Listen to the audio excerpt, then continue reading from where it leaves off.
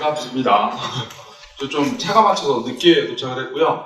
바로 전 발표하신 분들이나 잠깐 들었는데 저희가 하려고 하시는 부분이랑 굉장히 비슷하세요. 다들 인공지능 얘기하시는 거잖아요. 근데 인공지능을 어떤 식으로 누가 바라보느냐는 vendor마다 조금 다른 것 같고, 그래서 엔비디아 얘기도 중요하지만 저는 갖고 나온 걸 약간 조금 쉽게 해석하려고 노력을 했습니다. 아는 만큼 보인다가 저희 오늘 발표 주제고요. 그리고 그거 보시다가 좀 궁금한 사항 있으시면 나중에 언제든지 물어봐 주셔도 되고, 샘플도 많이 갖고 왔거든요.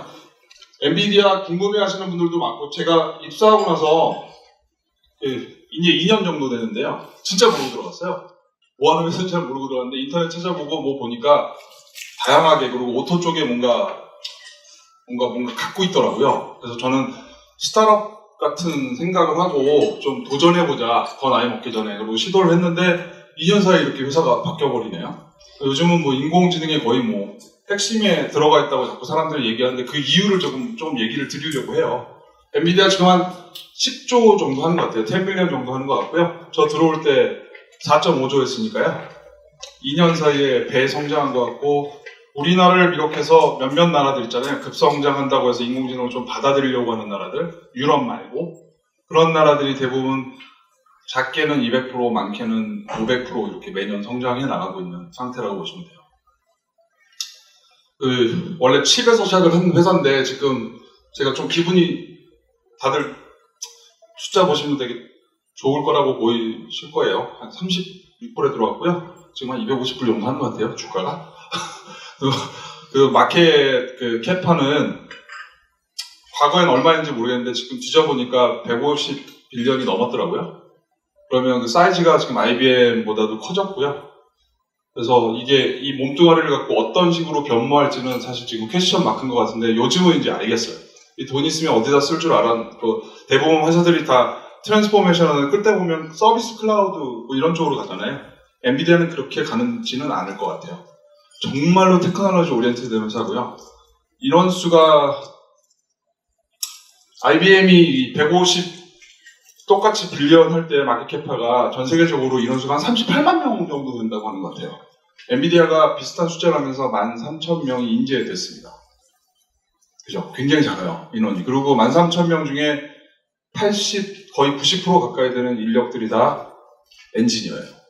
그러니까 이 회사는 진짜 엔지니어링 하는 회사고요. 딴 건 잘 못하는 것 같아요. 고집스러운 엔지니어들이 뭉쳐있는 회사라고 보시면 되고, GPU 만드는 회사예요. 다들 아시겠지만, 그죠? 근데 이게 이상한 짓을 하거든요. 그래서 제가 그 스토리를 좀 말씀드리려고 하는 거고, 지금 앞에서 머신러닝, 딥러닝 이런 거 다 지금 얘기를 해주시면 저도 그런 얘기를 하겠지만, 사실상 머신러닝, 딥러닝을 하던 인공지능을 하던 저희 하드에 올라와 있는 것들을 다 할 때 이 GPU가 아니고요. 정말로 필요한 컨셉이 병렬 처리거든요. 그죠? 이 병렬 처리라는 게 제일 우리 쉽게 알고 계신 데가 어딜까요? 게임 다들 집에서 하시면 아이들이 막 하잖아요. 그러면 뭐 카드 꼽아야지 뭐 3D 그래픽도 막 잘 돌아가고 하잖아요. 그게 사실은 그 병렬 처리를 하는 기반에 두고 있는 거거든요. 그 시장이 거기만 머물러 있다가 이 병렬 처리를 그 비주얼 쪽 말고 컴퓨팅 쪽에도 써보자. 그래서 병렬 처리를 할 수 있는 프로그램들을 막 오픈소스로 만들고 하는 상황이 됐었죠. 그래서 그거를 활용하니까 뭐가 되게 급속도로 컴퓨팅 쪽에 발전하고, 그 중에 하나가 딥러닝 인공지능인 것 같아요. 그래서 CPU, GPU는 좀 알아보셔야 될 것 같고, 저도 영업만 하니까 깊게는 잘 모르고요. 근데 제일 쉬운 거 있잖아요, CPU. 이 녹색 4개 있으면 대부분 그냥 저 쿼드코어, 그죠? 연산 장치가 4개 있으면, 뭐 8개 있으면 옥타, 뭐 이렇게 숫자만 외우시면 될 것 같은데, GPU는 CPU랑 다른 점 보시면은 이게 CPU가 제어 장치 있고 레지스트리 있고 이렇게 있잖아요. GPU 쪽은 이 녹색이 극대화되어 있다고 보시면 돼요. 그래서 연산을 집중적으로 엄청나게 빨리빨리 처리하도록 설계된 칩이고요. 그렇다고 꼭 CPU가 경쟁이고 무조건 얘가 더 좋냐, 그렇지는 않아요. CPU 3개가 있고 GPU 3개가 있는 거고요. GPU가 돌아갈 땐 CPU가 꼭 필요합니다. 특정 부분은. 왜냐하면 디스크 I/O도 쓰고 왔다 갔다 연산 처리하고 신호 제어 처리하려면 CPU가 전형적인 역할이 있는 거거든요. 근데 왜 이렇게 GPU가 각광을 받느냐 하면 이런 것들 때문에 그래요. 녹색으로 해놓은 게 이제 굳이 이거를 인텔 색깔로 꼭 우리 회사는 표시하시더라고요. 인텔이 파랗잖아요. 저희가 녹색이에요. 보시면 프로그램들 다 짜시잖아요. 우리가 쓰는 이런 컴퓨터도 돌아갈 때 다 프로그램들이 짜졌으니까 돌아가는 건데, 대부분 짜실 때 보면 뭐 C 랭귀지, 자바 뭐 이런 것들은 들어보셨잖아요. 그럼 걔네들이 비긴하고 엔드가 있을 텐데 그 안에서 계산들이 계속 복잡하게 이루어지잖아요. 케이스 구문도 많고 룹도 돌고 그거를 갖다가 병렬 처리 언어를 입히면 그 계산하는 영역만 무진장 빨리 많은 코어 개수로 확 때려버리는 거예요. 그래서 이 코드 같은 것도 보시면 파란색으로 직렬 처리하는 시퀀셜로 된 코드를 앞뒤에다가 뭐 오픈CL이나 쿠다나 이런 병렬 처리로 된 오픈소스를 입혀서 컴파일 다시 하면 얘가 CPU만 타던 게 GPU를 타는 거죠. 이 부분을 만났을 때. 그러면서 엄청나게 빨리 계산을 해내는 거예요. 딥러닝 지금 머신러닝 뭐 이런 거 얘기하셨잖아요. 결국은 뭐 막 스스로 학습한다며요. 그죠? 인간만큼 많이 이해를 하고 빨리빨리 인지하려면 굉장한 많은 계산들이 안에 행렬 연산들이 들어있거든요. 미분, 적분 다 들어가서. 그 엄청난 계산들이 그 CPU처럼 시퀀셜하는 거 처리하는 거 기다렸다가는 몇 년이 걸리는 학습 결과가 나온 거고 인간 세계에다 그걸 써먹기에는 굉장히 힘들었던 거죠. 딥러닝이 갑자기 튀어나온 게 아니거든요. 원래 있어요. 근데 그게 지금 획기적으로 쓸 수 있게 된 거죠. 이런 것들 때문에. 그래서 이제 적용을 해보면 이런 현상이 벌어지는 거예요. 우리 잘 알고 있는 비주얼 쪽에다 적용을 하면 패러렐로 병렬처럼 이렇게 한 번에 빵 때리는 거고요. 직렬과로 이렇게 답답한 짓을 하고 있는 거고, 그죠? 이게 예제 중에 하나가 되는 걸 거고. 그래서 GPU의 쓰임새를 한번 보시면 저희가 엔비디아에서 GPU 얘기 드리는 게 아니라 지금 이게 워낙 화두가 되고 있으니까 GPU 쓰임새 보시면 원래 전통적으로 이 비주얼 시장이에요. 그래픽 시장.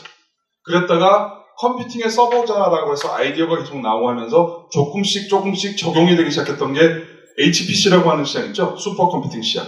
이걸 GPU 시장에서는 제너럴 펄포스 GPU라고 불러요.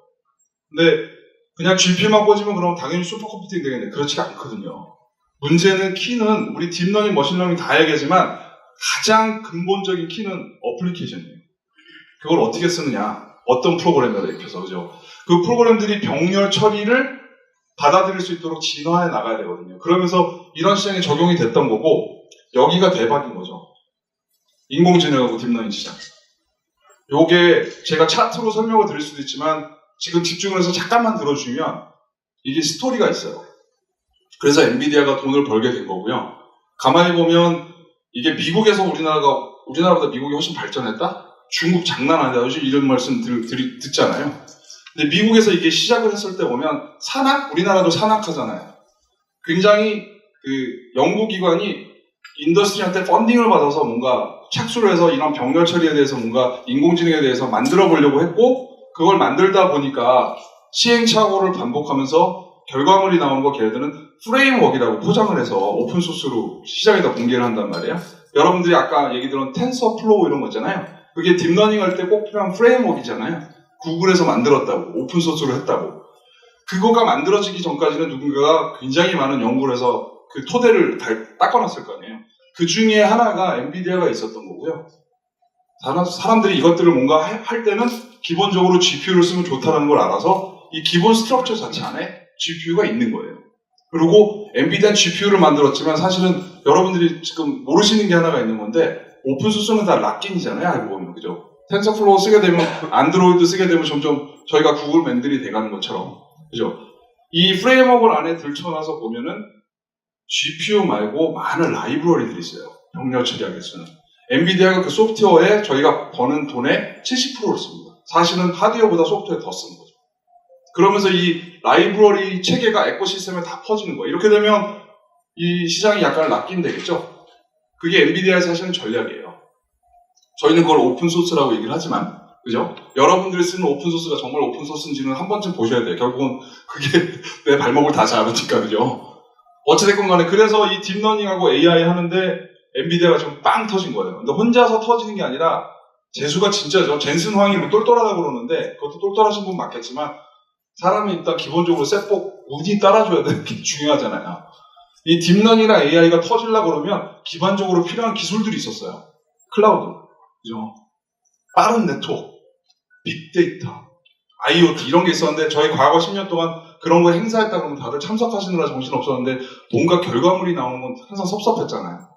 그 10년 동안 쌓아져온 시간과 경쟁사들의 그 성장들 있잖아요. 글로벌에 아마존도 생기고 이런 게 생기면서 거기다가 네트워크도 5G까지 되면서 이제 이 딥러닝 AI를 진짜로 할 수 있는 뭔가 기반 조건이 다 갖춰진 상태에서 빵 터진 거거든요. 이게 퍼펙트 스톰이라고 지금 저희 회사에서는 부르고요. 어떤 사람들은 once in a lifetime opportunity라고 부르는 것 같아요. 그러면서 뭔가 예전에 메인프레임이라는 시대가 한 번 있었고 그래서 돈을 번 회사가 있지만 그게 유닉스로 바뀌면서 또 한 번 히트를 쳤잖아요. X86 가면서 전부 다 블렌디드 되셨잖아요. 또 한 번 지금 저희 IT라고 굳이 말하면 좀 그렇지만 이런 IT 쪽에 획기적으로 뭔가 변화를 줄 수 있는 트렌드가 생겨버린 거예요. 그게 그래서 인공지능, 딥러닝 자꾸 이런 화두가 되고 있는 것 같고요. 이거는 모든 사람들한테 기회인데 단 하나 명심하셔야 될 게 사례 뭐가 있을까? 남들은 어떻게 하는데 이런 시장은 아닌 것 같아요. 따라가는 시장이 아니라 먼저 치고 들어가서 선점하지 않으시면 이 시장 또한 굉장히 빨리 발전해버려서 늦어요. 그래서 제가 중국이나 미국을 보면 그게 제일 답답하거든요. 아, 얘네들 정말 많이 날아갔구나, 앞으로. 그 이유 중에 하나가 저희처럼 기술이나 솔루션을 보고 있지 않은 거. 제가 제일 부러워하는 거. 4차 혁명은 제가 과감하게 말씀드리는데 데이터와의 싸움이에요. 데이터를 누가 갖고 있느냐, 그 데이터에다 어떻게 인텔리전스를 부어서 활용을 하느냐의 싸움이지 어떤 기술 갖고 누가 프로그램 갖고 어떻게 짜고 이건 아닌 거예요. 근데 우리나라의 그 데이터를 갖고 있는 회사가 미국이나 비교하면 되게 적잖아요. 그죠? 구글이나 페이스북처럼 이런 살아있는 데이터들을 저희가 많이 갖고 있지 못하잖아요. 그러니까 그런 경쟁에서 조금 은행의 잔고가 아직은 부족하지 않나, 데이터 잔고가, 이런 생각이 들고요. GPU가 뜨기 시작했던 것 중에 하나도 보시면 원래 CPU가 무어의 법칙, 무어스 러 이런 거 있잖아요. 대부분 보면 18개월 동안 더블 스피드업이에요. 예전에 보시면 PC나 서버나 다들 바꾸셨던 이유가 세고가 엄청 빠르니까. 근데 어느 순간부터 저희 핸드폰을 비롯해서 노트북도 그렇고 다들 그렇게 특별하게 속도 때문에 바꾸시는 거 아닌 상황이 계속 되고 있지 않나요? 대부분 디자인 때문에 아니면 편의성 때문에 뭔가를 바꿔도 진짜로 그게 성능 때문에라는 것들이 많이 멀어지기 시작했거든요. 그 이유가 이 무어의 법칙이 많이 깨졌기 때문이에요. 지금은 현재는 이게 1.5배 성장하는 거 18개월 동안 지금 거의 1.1배 거의 성장을 못하고 있어요. CPU 계열에서는. 근데 그거를 뿌리치고 또 다른 성장 곡선을 만들어낸 게 GPU인 거죠. 그리고 GPU를 제대로 썼을 때는 저런 곡선이 나오는 거니까 또 다른 저희는 이제 무어의 신규 법칙이 생겨버린 거고요. 그걸 적용했을 때는 이만큼의 서버들이 있다고 할 때 이게 병렬 처리로 잘 이루어졌다고 하면 600개의 서버, 360kW가 넘는 이런 전체 공간이 이렇게 줄 수 있는 거죠. 하나의 렉으로. 이게 농담이 아닙니다. 실제로 구글, 페이스북 같은 데이터 센터와 바이두, 알리바바, 텐센트 데이터 센터에서는 이게 일어나고 있고요. 근데 우리나라가 아직도 조금 제가 거북스러운 게 아직까지 저희는 이 많은 것 중에 요 하나를 봅니다. 그거 하나에 대해서 단가 경쟁을 하고 그 하나가 먹는 전력과 몇 년짜리냐 이런 걸 많이 보거든요. 거기서부터 시작을 하면 이 그림이 주어지지가 않습니다. 사실은 진짜 에너지 세이빙이랑 공간 면적 세이빙은 여기서 이렇게 이루어지는 거지 이 자체가 아니거든요. 서버 한 대가 아니거든요. 그래서 GPU가 약간 설계도 접근도 방식이 좀 다른 것 같아요. 어떻게 바라보느냐에 따라서. 딥러닝 아까 설명해드린 거에 제가 조금만 더 애드온을 할게요. 제가 어차피 시간이 30분 있는데 한 40분까지 써도 되겠습니까? 네, 조금만 더 써보겠습니다. 엔비디아가 말하는 것도 있고 누가 말하는 것도 있는데 제가 생각하는 딥러닝을 제가 한번 설명을 드리려고요. 우리 그것도 있잖아요. 인공지능이라는 게 예전부터 있었던 학문이다? 1940년대 맞아요. 저 전산과 나왔고 그때도 배웠는데 하나도 점수는 어떻게 받아야 되는지 되게 어렵고 그런 컨셉이 있었던 세계가 있고 그 다음에 머신러닝 얘기하고 딥러닝 얘기하잖아요. 근데 이 모든 것들이 사실 알고 보면 다 있어요. 원래 컨셉으로. 인공지능이란 컨셉이 좋으니까 사람들이 이거를 프로그램을 짜서 좀 자동화하는 데서 써먹어볼까? 해서 공장 자동화나 인스펙션 자동화나 이런 거 할 때 컴퓨터 비전이라는 걸 프로그램 만들었잖아요. 그래서 그거를 조금 접목을 시키니까 그래도 뭔가 자동화돼서 잘 돌아가고. 근데 거기에 한계점은 예외사항이 발생하면 항상 문제를 뜯어 고쳐야 되잖아요. 그죠? 그게 머신러닝이 갖고 있는 한계였던 것 같고, 여기 안에 보면 이제 딥러닝이라는 게 또 있단 말이에요. 딥러닝의 컨셉은 주면은 알아서 학습하고 이런 건 맞는데, 제가 오늘 오른쪽 거 설명을 하느라고 그런 거예요. 요게 컨셉부터 말해야 되구나. 딥러닝의 컨셉트 보시면은 그냥 뭔가 데이터를 주면은 그게 모델링 돼서 아키텍처 클래시피케이션 돼서 모델에서 그게 다시 사람들의 손을 안 타도 이미지나 보이스나 이런 것들을 다 인식할 수 있는 이런 컨셉들이 있었는데 이게 컨셉들이 갑자기 현실화되기 시작했던 게 어떤 GPU가 굉장히 중요한 역할을 했던 건데 이게 화살표가 다 끊어져 있던 거거든요. 원래 그냥 컨셉이지 이렇게 화살표가 안 이어졌었어요. 근데 그거 갖고 사람들이 답답해하는 부분들이 있었나 봐요. 그래서 이 딥러닝에 대해서 경진대회 같은 것들을 계속 돌렸었던 과거가 있고요. 그래서 그 경진대회 돌리면 항상 문제점이 되는 게 CPU 갖고 서버 큰 슈퍼컴퓨터 아무리 뭔가를 갖고 와도 뭔가 인지율 자체가 70몇 %대에서 머물렀어요. 근데 2012년도쯤에 알렉스넷에서 뭐 토론토에서 어떤 대학교 교수들과 GPU 몇 개를 가지고 구성을 해서 이거를 입력을 했더니 갑자기 인식률 자체가 80%대로 올라가는 일들이 벌어졌고 그 다음부터 몇 년간의 그 과정 거쳐서 지금 현재 97%까지 올라와 있다고 하거든요. 이 97%가 숫자가 주는 의미가 뭐냐면요. 저희가 딥러닝을 알면서도 왜 그거를 활성화시키는데 좀 시간이 힘들었냐. 스타디하는데 오래 걸리는 것도 있지만 문제는 저희가 원하는 정확도를 뽑아내는 데까지 엄청 오래 걸린 거예요. 제일 중요한 게 애큐러시거든요. 내가 딥러닝 시켰는데 야 이거 부정확하고 내 목소리도 인지 못하고 저거 그림 고양이인데 분명히 그거 갖고 거북이라고 얘기하고 이런 거 어디다 써먹어요. 그죠? 그 정확성을 높이는데 굉장히 어려웠고 그 정확성을 높이려고 하면 굉장히 많은 컴퓨팅 파워로 막 돌렸어야 되는데 그게 간단하게 GPU로 많이 시간도 줄고 그 컴퓨팅에 도움을 많이 받은 거죠. 그래서 지금 97%까지 올라오니까 이걸 혹자들은 슈퍼 휴먼이라고 부르기 시작한 거예요. 왜냐하면 사람이 봐줄 수 있는 오차 향기가 보통 한 5%, 6%? 즉 다시 말하면 93, 4%면 인간이 봐서 인지해서 충분히 오케이 하는 건데 이게 오히려 인간의 인지율을 지금 넘어가고 있는 거니까. 그래서 아이가 인지하는 건 제가 좀 넘어가려고 했는데 이것도 설명드리고 싶어서 아까 그 설명에 좀 보태서 얘기하면 데이터를 주고 나면 결과값이 나오는 거잖아요. 그죠? 제가 좀 더 쉽게 하는 설명 갖다가 하려고 하다가 약간 개그 같은 컨셉을 찾았는데 이게 결국은 모델을 막 주면 나중에 이게 인간들이 딱 보면 아이가 책상 앞에 앉아갖고 뭐 먹는 게 지금 보이잖아요. 그죠? 사람들은 그거 딱 보면 알잖아요. 그 딥러닝이라는 게 딱 그런 것 같아요. 그러니까 그 사람하고 똑같은 뉴럴 네트워크를 지금 쓴다고 하는데 그거를 예제를 들면 저희가 뭐 부모가 아이를 갖고 임신을 해서 자녀가 태어날 때 보면 엑스레이로 손가락 발가락 다 있나 보다가 태어나면 그것부터 확인하고 건강한가 애 뭐 문제 있는데 없나 귀는 잘 달렸나 이렇게 보시고 나잖아요. 그러고 나면 2-3달쯤 있으시면은 바로 우리나라 부모님들이 제일 바라시는 게 부모님들 입에서 술술 나오잖아요. 아빠 해봐, 엄마 해봐, 누구 먼저 알아보 나오고 애들이 무조건 똘똘하기를 굉장히 기대하시는 그죠? 그리고 자꾸 뭐 책 같은 거 뒤밀면서 보시면서 걔가 읽고 한 살 돼서 뭐 알파벳 하나 하면 얘 천재인가 보다 막 이렇게 시작을 하시잖아요.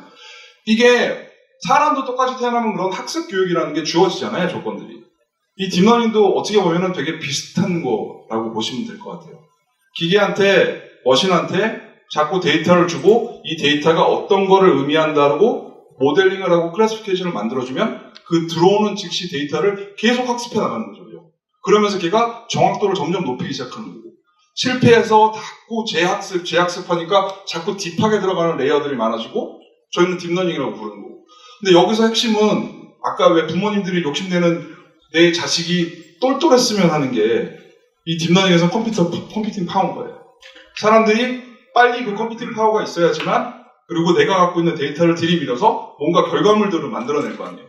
그래서 다른 예전에 갖고 있던 CPU가 들었던 서버가 아니라 GPU를 필요로 하게 되고 좀 더 강력하게 트레이닝에 좀 최적화된 이런 플랫폼들을 자꾸 찾게 되는 거죠. 이해가 조금 도움이 되시나요?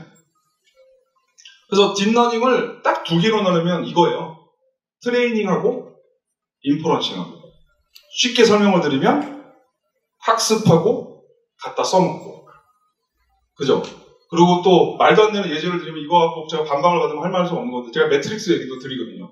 영화들 갖고 하다 토탈 리콜 막 이런 거 영화들 보면 진짜 이 시나리오 작가 정말 천재다라는 생각이 들 정도로 잘 만들어낸 영화들 있잖아요. 전 매트릭스가 그 중에 하나인 것 같아요.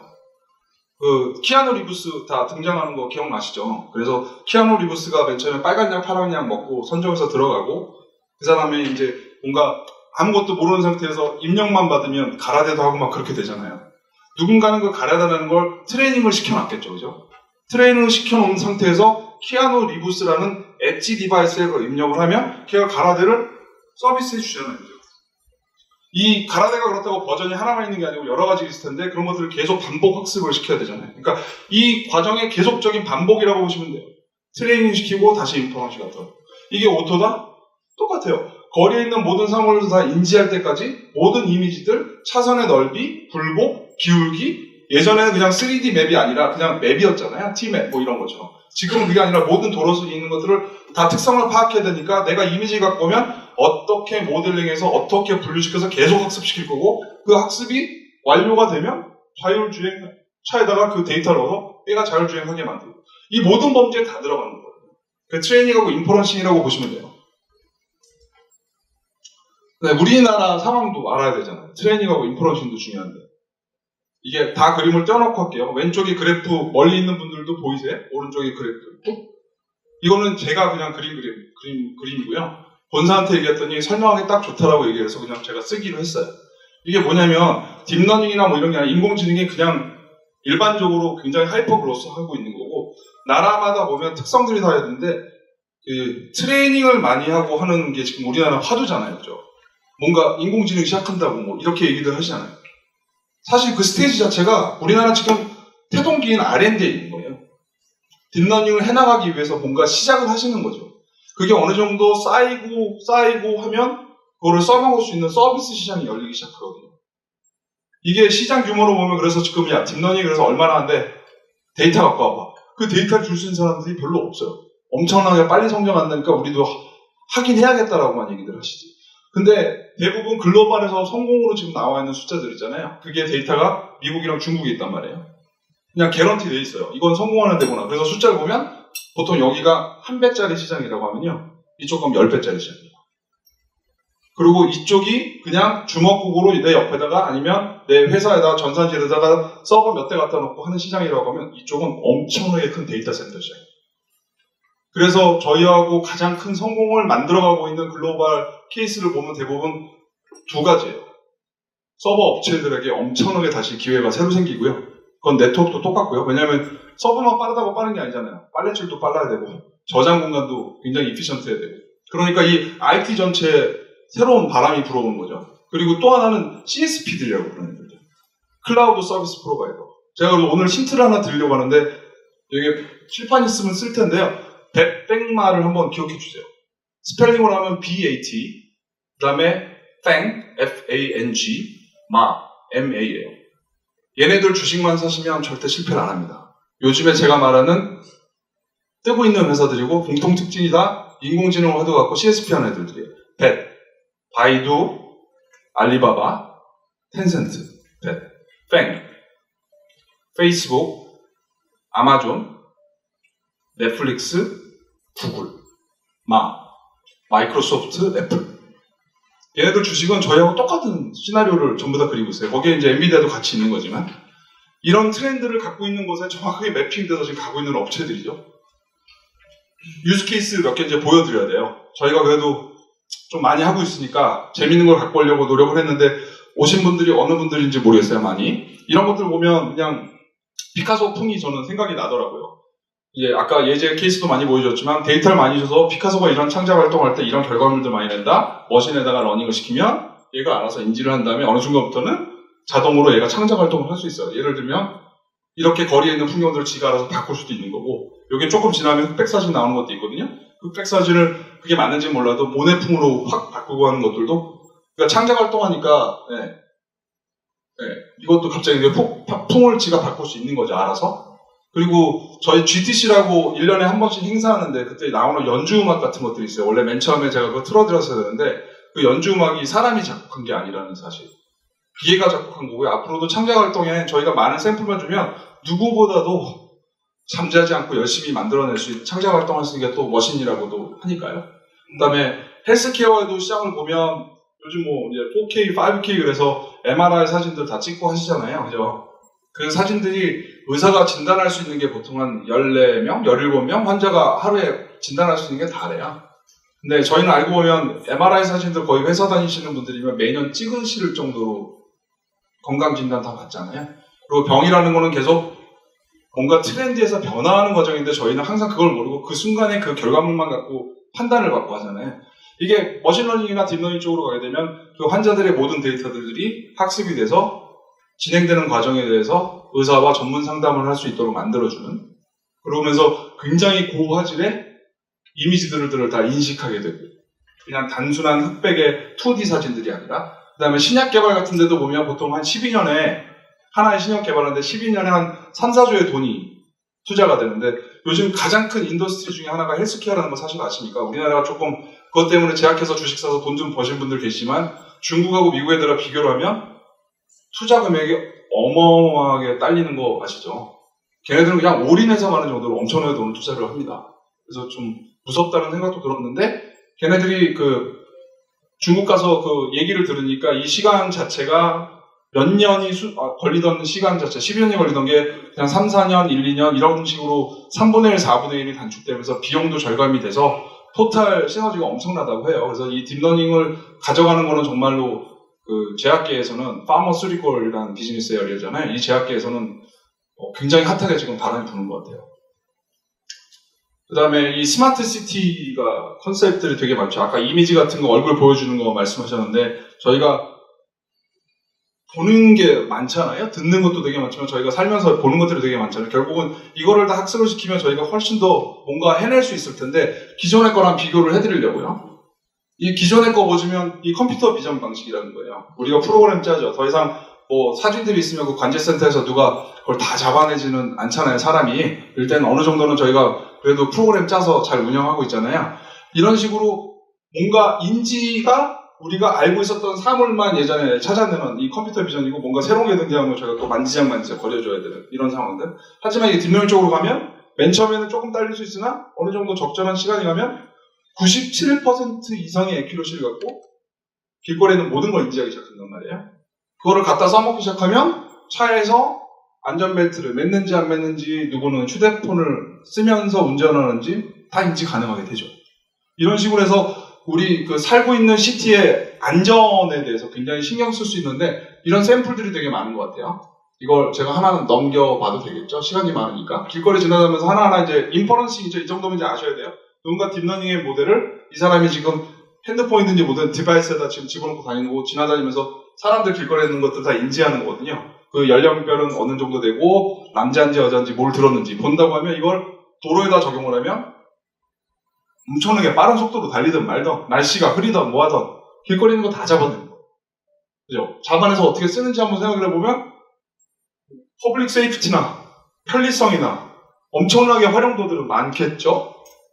그리고 나서 제가 예제를 하나 드리면, 이 길거리에 있는 사람들을 찾아내는 거 아니라 이렇게 모델링 다 됐다고 하면 이 몰 안에서 어떤 남자가 있고, 이 남자의 행적을 한번 추적을 해보자 그러면 그 사람이 어디 돌아다니고 있었던지, 타임 프레임에 어떤 시간대 어디에 있었고 어느 몇 번 출연을 했고, 이런 것들이 한 번에 다 잡아내지는 거죠. 이게 뭐 사람 손도 별로 안 가고 프로그램만, 이런 거 모니터링 할 수 있는 프로그램만 잘 짜고 매니징만 하면 다 되는 거고, 그죠? 자동차 같은 경우도 어디 출연했는지 일일이 다 테이프 감아가며 돌아서 보는 그런 수고스러움은 이제 더 이상 안 해도 되겠죠. 그런 것도 있고, 중국 같은 경우는 좀 빵빵한데요. 뭐 정보보호법이 좀 약해서 그런데, 이런 딥러닝에서 보통 것들을 갖다가 범죄 기록하고 연결시켜서 현장에서, 그러니까 길거리에서도 범죄자들 잡아내고 뭐 이렇게 한다는데, 우리나라는 이건 되게 어렵겠죠, 사실은. 법이라는 게 또 만만치 않으니까. 그리고 도시 플래닝 할 때도 되게 많이 쓰이는 것 같아요. 도시 플래닝 할 때 신도시 한다 그러면 대부분 저희가 생각하기에는 이 도시를 갖다가 좀 그냥 막상 그냥 난개발이 아니라 신도시가 개발되니까 잘 하겠지 하지만, 사실상 도시 개발하는 게 그 몇 명의 그냥 석학들이 그 도시 계획을 다 청사진을 그린다고 그래요. 그리고 그 사람들이 그리는 그림은 대부분 사람의 비주의 데이터가 아니라 차선, 도로에 의해서 설계를 하게 되고, 그러다 보니 그 컨제스천도 막히고 사람들이 많이 모이는 공간이 되게 비좁게 만들어지기도 하고. 근데 이걸 딥러닝을 여기다 접목을 시키면 그 주거 형태들을 분석을 하고 사람들이 어디에 이동 많이 하는지들을 다 파악을 한 거를 데이터로 인텔리전스를 부어넣어서 도시 설계에 쓰는 거죠. 그래서 이렇게 많이 분포하는 주거지를 위해서는 학교는 여기다 짓는 게, 제가 최소한 그건 알아요. 남들이 안 하는 걸 먼저 하고 먼저 할 때 그냥 잘난 척하는 게 아니라 먼저 내가 샘플을 만들어내서 사람들을 다 느끼게 하겠다. 조금 이따 얘기 드릴 DGX가 그런 서버 같은 것들이거든요. 그 얘기도 제가 조금 이따 얘기 드릴 거예요. 근데 이런 인더스트리들을 보니까 야, 딥러닝, 인공지능 다 좋은데 지각을 좀 변동을 느끼게 할 만한 우리가 기여할 수 있는 컨트리뷰션 영역이 어디야? 그때 봤을 때 사람들이 이제 같이 공통분모로 얘기가 나거든. 야, 이 세상에 가장 큰 산업이 뭐야? 자동차 산업이야. 야, 오토 인더스트리 들어가자. 그래서 하드웨어부터 사람들이 기본으로 쓸 수 있는 SDK까지 소프트웨어까지 우리가 다 만들어내. 그래서 엔비디아가 이상하게 요즘 뭐 보면 뭐 누구랑 손잡았는데 테슬라가 있고 거기에 누구랑 손잡았는데 도요타가 있고 막 그런 거거든요. 그게 절대 GPU라서 손잡은 게 아니에요.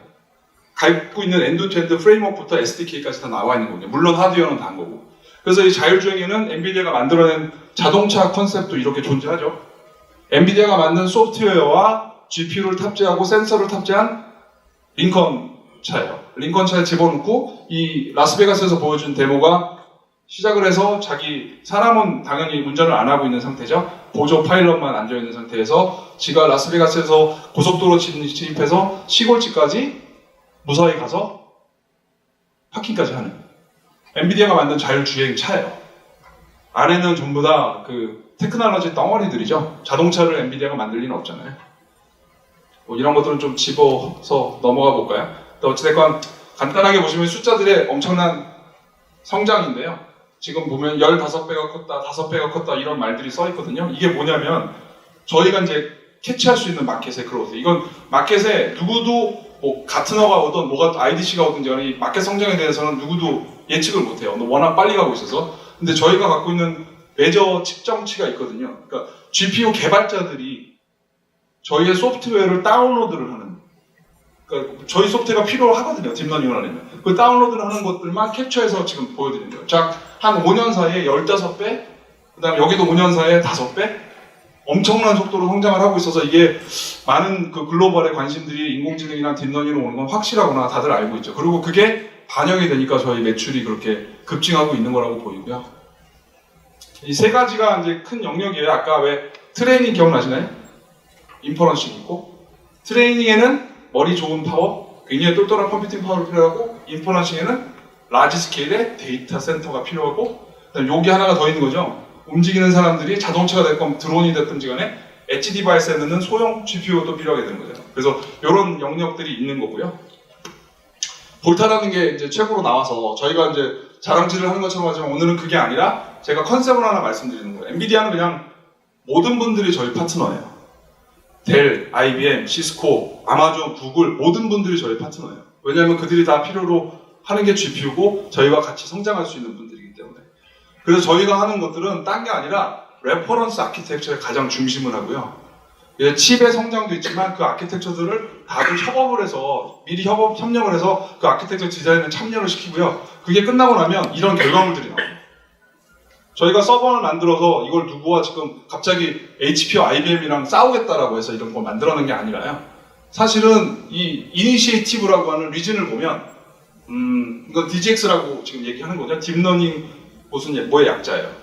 이게 아까 제가 말씀드렸잖아요. 맨 처음에 산악해서 그런가 뭔가 뭐 아마존이랑 페이스북 이런 잘 협력을 했었다. 구글이랑. 그 딥러닝 할 때 보니까 아 그냥 이게 GPU나 서버 갖고는 안 되는구나. 이게 많은 소프트웨어도 필요하고 이 프레임워크나 복잡한 게 되게 많이 들어있구나. 그래서 어플라이언스가 필요한 게 맞겠구나라는 모든 컨센서스를 얻고 생각을 해서 하나 아이디어를 떠올려서 제조사들한테 다 뿌렸단 말이에요. 근데 제조사들이 그걸 잘 안 들어. 왜냐면 아직도 해피 컴포트 존에서 살고 계시거든요. CPU 서버를 팔든 네트워크를 팔든 그 생활에 계속 계시니까 변화가 안 일어나니까 엔비디아가 돈을 직접 투자를 해서 임팩을 주기 시작한 거죠. 아, 그 컨셉 내가 장담하는데 진짜 좋거든? 내가 만들어 놓을 테니까 한번 봐봐. 딱 만들어내기 시작한 거예요. 트레이닝에 쓸 수 있는 GPU의 가장 최적화된 어플라이언스 환경. 이 안에는 하드웨어, 소프트웨어 다 들어있는 거죠. 그렇게 해서 만들어서 먼저 투자해서 만들어 놓으니까 아니나 다를까 이게 2016년도 말쯤에 나온 거거든요. 지금 한 2년 정도 지났잖아요. 1.5년 정도 지나니까 이게 먹힌다는 것들을 사람들이 다 인지하고 우후죽순 누구든지 지금 다 만들고 계신 거죠. HP, IBM, 시스코 그리고 또 중국에는 인스퍼, 수곤, 퀀타, 대만에는 그죠? 그런 모든 업체들이 지금 다 이런 비슷한 것들을 만들어내기 시작하니까 엔비디아는 미션 컴플리시한 거예요, 사실은. 오케이, 이제 다들 믿는구나, 따라오는구나. 다음 단계로 가. 이거보다 더 발전한 거 만들어내. 그래서 이제 더 무지막지하게 지금 넥스트 레벨로 또 간 거죠. 그거에 거의 한 3배 성장? 퍼포먼스로 보면 이게 지난번에 발표한 거예요. 이게 2018년도 올해 9월, 10월에 만나볼 수 있는 DGX2 버전이에요. 여기에는 뭐 또 다른 신기술들이 많이 들어갔어요. GPU도 배가 늘었지만 NV 링크라고 해서 CPU를 가장 적게 타는, 원래가 DGX1에 그게 기술이 있었다 그러면 NV 스위치까지 넣어서 빅 GPU를 지금 만들어내고 있어요. 그러니까 이 16개를 하나처럼 보이게 쓸 수도 있고 4개짜리로 4개의 덩어리를 나눌 수도 있고, 이 컨셉이 점점 버추얼라이제이션 가기 시작한 거죠. 이거를 만들어내고 이제 한동안은 또 엔비디아는 이거 갖고 굉장히 프로모션을 할 거예요. 많이 팔기 위해서가 아니라 마켓을 그쪽으로 시프팅해 나가는 거예요. 그게 이제 맞는 표현인 것 같고요. 이러다 보면 이제 또다시 다른 많은 서버 업체나 네트워크 업체도 같이 해서 발전을 하시겠죠. 그렇게 보시면 맞는 것 같아요. 그래서 저 DGX2라는 놈이 나오면 이 많은 서버들의 개수가 단 한 대로 줄어요. 굉장히 비싸요. 전력도 많이 먹고. 근데 진짜 전력을 많이 먹는 걸까요? 그렇지 않다니까요. 그죠? 저희가 이 180kW 되는 거 갖다가 10kg로 줄여요. 그죠? 그래서 여기서 젠슨이 만들어낸, 저희 회장이 만들어낸 재밌는 말 있죠. The more you buy, the more you save. 많이 살수록 이득이야. 이게 비싼 게 아니라니까. 지금 막 이러고 계시죠. 난 뭐 비즈니스 하시는 분들은 좀 이렇게 생각도 다르신 것 같아요. 거기다가 이제 소프트웨어 같은 것들도 이제 다들 이득을 보셔야 되니까, 딥러닝 하시고 말들은 다 좋은데 다들 어려워하시잖아요. 그 중에 그 가장 힘든 것 중에 하나가 그 오퍼레이션 쪽이에요. 그리고 제가 아까 데이터가 중요하다는 거 여러 번 말씀드렸잖아요. 또 하나 우리나라 제일 챌린지가 사람이에요. 사람이 없어요. 이걸 다룰 수 있는 전문가가 없어요. 그 사람을 다시 한번 이꼴 사인으로 표시를 하면 엔지니어가 아니에요. 데이터 사이언티스트예요. 아직은 그 전공도 존재하지 않잖아요. 데이터 사이언티스트가 중요하다는 걸 알아서 어떤 사람은 전산과에서 오고요. 어떤 사람은 전자공학과에서 그거로 날라오고요. 어떤 사람은 통계학에서 날라오고요. 어떤 사람은 수학과에서도 와요. 근데 어찌됐건 간에 나 자신을 데이터 사이언티스트라고 부를 수 있는 사람은 몸값이 장난이 아니에요, 지금. 그렇게 돈을 많이 주니 외국에 있는 인재를 한국애가 거기 가서 공부하고 있는 애를 데리고 올라오려도 한국에서 뺏어오기가 힘드신 거예요. 야, 거기 가면 스타팅 샐러리가 2억인데 내가 왜 여기 와가지고 돈을 그거 받고 해? 이렇게 되는 지금. 어마어마한 세상인 거고, 그런 것들이 되게 어려운데 데이터 사이언티스트 하기도 어렵고, 프레임워크도 오픈소스 다음에가 너무 많이 나오고, 그죠? 그리고 버전도 매일 바뀌고. 엔비디아가 잘하는 건 그거 우리가 맨날 그 본사에서 하고 있으니까, 야, 그러지 말고 복잡한데 버전 패치 다 나오는 거 그거 말고 제일 잘 돌고 제일 최신에 나온 것 중에 제일 잘 달고 궁합이 잘 맞는 것들을 우리가 한 달에 한 번씩 릴리즈 해줄게. 당신들은 DGX 사면 그거만 쓰시면 돼요. 그래서 NGC라고 엔비디아 GPU 클라우드에서 더커 컨테이너를 같이 나와요. 그러면 뭐 텐서플로우가 나오든 카페가 나오든 토치가 나오든지 간에 엔지니어들은 믿고 다운로드 해서 계속 최적화시키시면 되는 거예요. 그게 DGX1 안에 있는 다 소프트웨어, 하드웨어 다 아키텍처들이 다 뭉쳐있는 거고요. 엔드-투-엔드로는 저희가 어쨌건 GPU와 똑같은 세임 아키텍처를 갖고 이렇게 어플라이언스 만든 게 있고, 카드 타입으로 만들어서 서버에 꽂게 만들어 놓은 게 있고, 담배값처럼 소형화시켜서 엣지 디바이스에다 꽂을 수 있는 게 있고, 요거까지는 제가 얘기를 하지 말아도 될 것 같긴 한데, 그래도 저 굿모닝 IT와 같이 하는 저희가 파트너십이라서 그냥 몇 장만 갖고 왔어요. 굿모닝 IT가 VMware를 제가 알기로는 우리나라의 넘버1 인스톨레이션을 갖고 계시죠. 가장 많은 마켓 쉐어를 갖고 계시고, 파트너사 중에서 아주 그냥 똘똘하신 브랜드 파워로 소문나셔서 누구라도 다 굿모닝 IT랑 일하고 싶어 하시는 게 요즘 vendor들이신 것 같은데, 그 중에서 또 저희가 또 갖고 있는 것 중에 하나가 굿모닝 IT하고 맨 처음에 궁합이 제일 잘 맞는다고 생각했던 게 이런 가상화 영역이거든요. 여러분들이 가상화, 우리나라 VDI 보시면 망굴리가 참 이상하게 정착됐잖아요. 외국에서는 망굴리 하면 맨 처음에 생각하는 게 그 센트럴라이제이션, 리모트 워커, 뭐 이런 것들에서 보통 많이 시작을 하는데, 우리나라는 망굴리, 그 다음에 경비 절감, 자꾸 이런 식으로 맨 처음에 해서 되게 힘들었던 것 같아요. 그래서 VDI를 도입하신 분들도 사실 그거를 정말로 그 도입 효과를 갖다 보기가 정말 힘들었던 게 VDI 중에 하나인데, 이제 조금 많이 나아지고 있잖아요, 우리나라도 문화 자체가 되게 바뀌어가고 있고. 근데 나아지면서 챌린지로 오는 게 있어요. 모든 사람들이 다 오케이 그래서 좋아 좋은 거 이제 알아서 내가 쓰려고 하는데 돈 비싸도 내가 투자하려고 하는데 불편하다 야 이거 마우스 버벅거리고 눌렀는데 즉각적으로 답이 안 나오고 그래서 저희가 이 시장 할 때가 저희 원래 비주얼 시장을 잘하니까 이 시장에 진출을 한 거예요. 게임이 버벅거릴 때 뭐 넣죠? GPU 카드 넣잖아요. 그죠? 아빠 엄마들이 돈 아끼려고 엑스박스 사달라는 아이가 PC 사달라고 해서 땡큐 했는데 사실 알고 봐서 PC 하나 샀더니 요즘 그래픽카드가 100만 원 하고 막 이런 세상이기도 하고 어쨌든 비싼 데다가 도입을 해서 했더니 VDI가 잘 안 돌아가서 GPU를 가상화시켜서 사람들이 엑셀러레이션을 시킬 수 있도록 좀 쓰는데 불편함을 전혀 없도록 하자. 그래서 VGPU라는 컨셉으로 가는 거예요.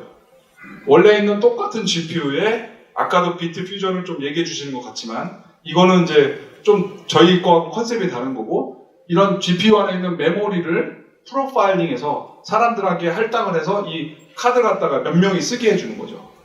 가상화 환경에서. 그러면 이런 결과들이 나오는 거죠. 예를 들어서 윈도우즈 노멀 유저들이 맨날 버벅거리는 것들이 해결이 되고 그래픽 유저, 헤비 그래픽 유저에서 디자인, CAD 디자인 하는 사람들이 VDI 엔지니어링 같은 거 하잖아요.